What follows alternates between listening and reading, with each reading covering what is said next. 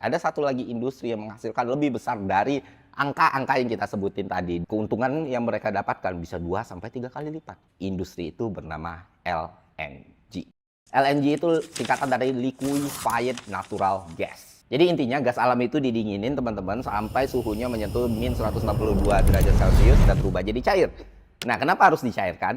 Karena volume gas turun sekitar 600 kali lebih kecil ketika itu dicairkan. Jadi bisa diangkut tuh pakai kapal tanker ke seluruh dunia.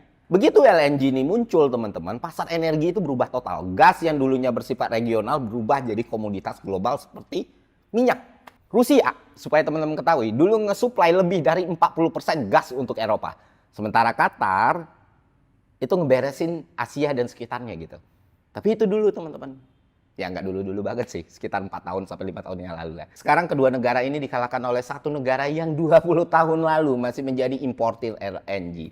Negara tersebut tak lain tak bukan adalah Amerika Serikat. Dan perubahan ini terjadi bukan cuma karena produksi Amerika meningkat, tapi karena perang Rusia dan Ukraina yang terjadi beberapa tahun yang lalu, konflik di Timur Tengah, dan perang Iran, Israel, Amerika yang terjadi hari ini. Banyak kesepakatan ekspor LNG itu berlangsung 20 tahun. Artinya ketika Eropa menandatangani kontrak dengan perusahaan Amerika setelah krisis Ukraina ya, mereka pada dasarnya mengunci pembelian energi dari Amerika sampai beberapa dekade ke depan.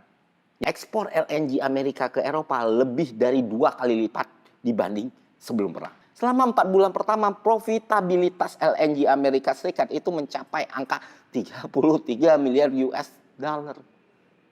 Dan selama 8 bulan, kalau ini diasumsikan 8 bulan ya, angkanya bisa mencapai 108 miliar US dollar. Dan jika dalam skenario yang ekstrim teman-teman, LNG Qatar ditutup selama setahun penuh, kelebihan keuntungan ini bisa mencapai angka hampir 170 miliar US dollar. Sederhananya, konflik Iran berpotensi menghasilkan lebih dari 2 kali lipat keuntungan itu hanya dalam beberapa bulan.